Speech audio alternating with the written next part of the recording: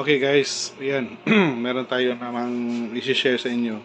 Ito yung common na BBE maximizer na mabibili natin na mura. So sa amin, dalawang klase ito. Yung blue is around 4,000, around 4,950. Oh, 4,958. Ito namang red is 2K yata ka. 2,850. O yan. So ito yung BBE maximizer na commonly used ngayon. And ito yung input niya. Ayan. So input voltage niya VRMS is around 1.38 volts. So balance. Check natin dito. Ayan. 1.414. Yung isa naman is 1.414. So dito medyo meron siyang reading na 1.38. Okay. Now, ito yung laman ng BBE. Ayan.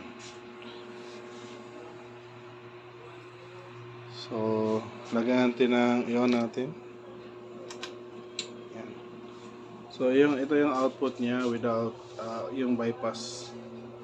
So, wait, mali.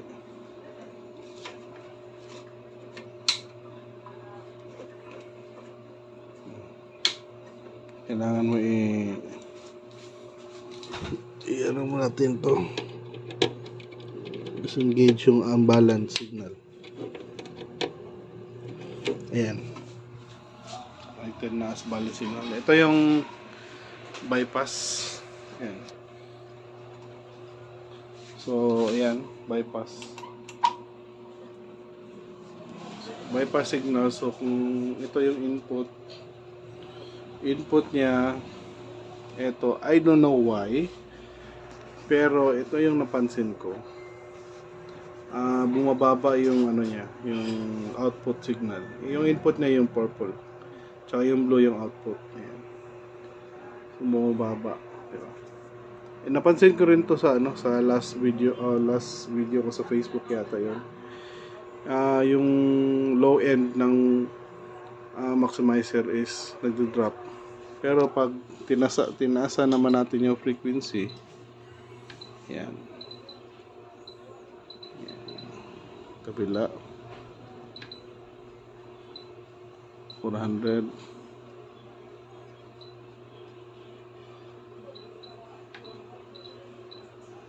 Yan. So yun pa rin. Ganun pa rin talaga. Gawin nating 1K.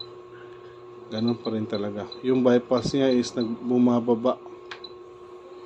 Yan. So kabila. Kasi balance signal yung pinapasok eh. Yan. So yan. I don't know, maybe dito, dahil dito meron siyang drop resistor sa output. So probably. And ito rin meron siyang mga drop. So yan siguro yung hindi siya basically totally bypass, pero siyang drop resistor. Yan. Yan yung una ko napansin. Then pag na-on na natin, syempre pag sarado to, bypass to, diba?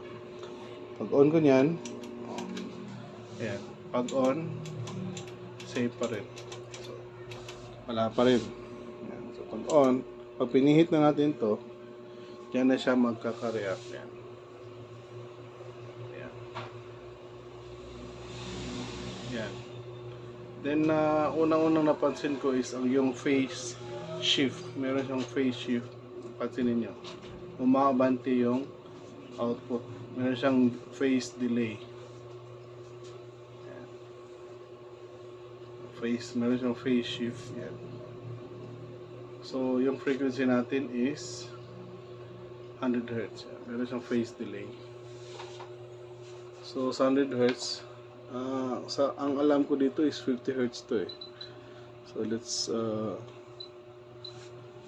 type 50 Hz.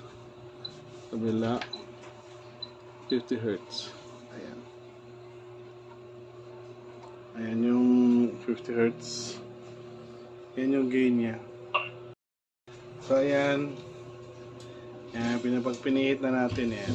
So sa 50 Hz, meron siyang konting deformation pero okay naman yung phase. May konting shift. So may phase shift at certain frequency. And then napansin ko din yung trip indicator niya is early detection yan, hindi pa nag ano. So ayan, umilaw na. So around 2.7, 2.8 VRMS clip.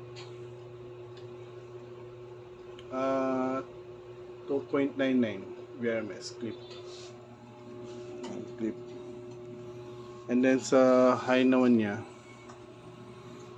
high is 5K yata si ano, maximizer. Yung isa 5K. So yan. So ito yung ano niya, output versus input, bypass at saka ka-bypass pa yan. Okay, pipihitin ko. Ayan. So ayan yung meron siyang deformation sa waveform. So napansin ko na yun kanina, pero I just want to share. So around 5 kHz. Hindi ko pala na-on to. Ayan. Ayan. So meron siyang deformation. I don't know what's wrong. Anong nangyayari? Pero yun ang nakikita natin. Mas okay yung spectrum analyzer, hindi naman kaya. So let's try 8 kHz. Then dito naman 8 kHz. So ganun pa rin. Meron siyang deformation. So try natin sa 1K. 1K. Ayan, 1K. 1 kHz. So minimal yung ano. Actually nag-drop yung gain niya sa 1K. Ayan. So nasa maximum 500 mV na lang VRMS. So meron siyang drop ng a few dB. So last kita ko dito around 3 dB yata yung drop o 2 dB sa ano, sa spectrum. So ayan. And finally ito yung nagawa kong schematic. So for sharing. Ayan, screenshot nyo, ayan, screenshot. So kayo na bahala mag ano dyan, mag combine. Ayan.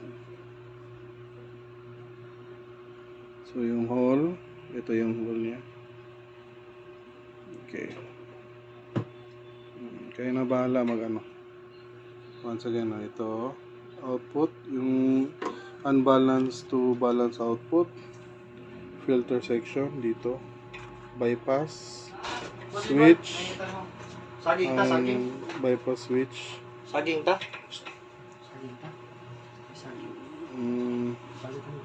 ito yung low, yung process, yung high, tsaka lang yung, ito naman yung low contour. Ito yung bypass. Okay, kung papansin nyo, galing dito sa balance to unbalanced signal, meron siyang bypass loop dito. Yan, sa non-inverting input ng IC2. So, pag sinabi, mapapansin nyo, IC1, IC1, IC2, IC2, IC2, IC1, IC1, tsaka IC3, ito. So, kung IC1,